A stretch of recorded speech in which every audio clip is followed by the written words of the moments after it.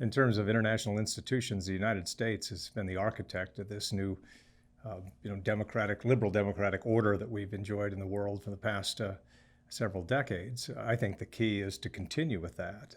The problem lately is that we seem to be willing to run away from it. But organizations like the World Trade Organization are key if we're going to actually challenge China in a way that China should be challenged. We need to do that with our allies, not opposed to our allies as well. It makes it far more difficult.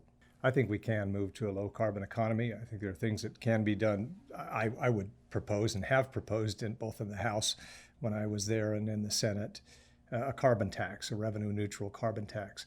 I think that's the most honest way to move forward. And we enjoy the good fortune now of technology moving us ahead, particularly with renewables, utility-grade battery storage that is making it easier to achieve the goals that we've laid out. And so I think that if we can stick with the international community rather than fighting them, we'll be far better off. Tax incentives alone can't save distressed communities. It takes a community effort, the federal government working with state and local governments as well. Obviously, when it's local communities, it's driven mostly by state and local government and their policies. But with a conducive tax and regulatory environment and a thriving economy, that's the best way to regenerate these communities. With these trade tensions recently, it's another reminder that nobody wins trade wars. We're simply going from bad to worse right now. It seems as if China is willing to respond in kind, and nobody does. The world does not need this at this point. My biggest concern about the president's policies moving ahead are these trade tensions. We should have enacted the Trans-Pacific Partnership before the president came to office, or that should have been continued. Not doing that makes it more difficult for any new trade agreements, and other countries simply move on. That's what I think is too easy to forget. Other countries move on. They have choices now that they didn't before.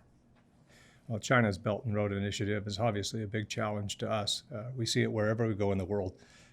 Their move to have more dominance in terms of infrastructure and transportation, to give them access to the economies that they don't have access to now, or not good access. So I think the challenge for us is to be engaged and not withdraw from the world, to not just not cancel trade agreements, but to seek new bilateral and multilateral trade agreements. That's where the game is right now. And with China moving ahead, it just means we need to move faster. Well, it's been great. It's been great to talk to people from all over the world. I had no idea how international it is. I've met people from all over the continent of Africa, and obviously Asia as well, Britain, and they're everywhere. So with being in the minority here. But it's nice to have this conference here. It's great to have an organization with standards that can move the country and the world forward. Be engaged with your elected officials, whichever country you're in, and make sure that elected officials know what you know and why these things are important, why it's important to spend on infrastructure and do it in a way that will last and endure and not just fade. So these things are important, but engage with your political leaders.